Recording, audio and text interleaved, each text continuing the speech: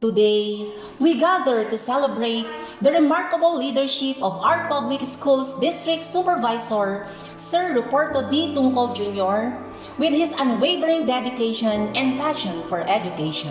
Throughout Sir Rupert's tenure, our district has witnessed a transformative era, guided by a leader who believed in the potential of every learner.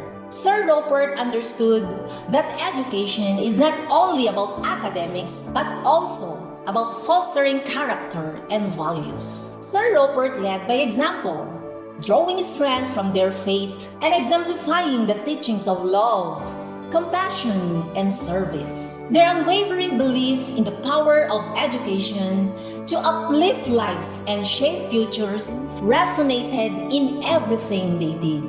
With open arms and a compassionate heart, Sir Rupert embraced the diverse needs of our district, nurturing an inclusive environment where both the teachers and learners felt seen, heard, and valued. He cultivated a sense of community and unity, emphasizing the importance of respect and understanding. Sir Rupert's leadership was fueled by a deep sense of purpose, driven by his faith and a commitment to serving others. He inspired pupils, teachers, and parents alike, encouraging them to embrace their unique gifts and talents, knowing that they were all part of a greater plan. As we bid farewell to Sir Rupert, we express our deepest gratitude for the lasting impact he had made on our district.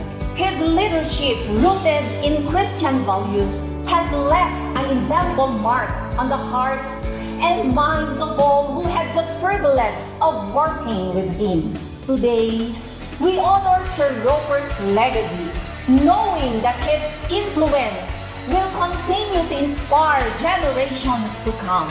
Thank you, Sir Rupert, for being an exceptional leader, guided by faith and driven by love. May your journey ahead be blessed, and may your impact continue to shine brightly in the lives of others. Thank you, Sir Rupert.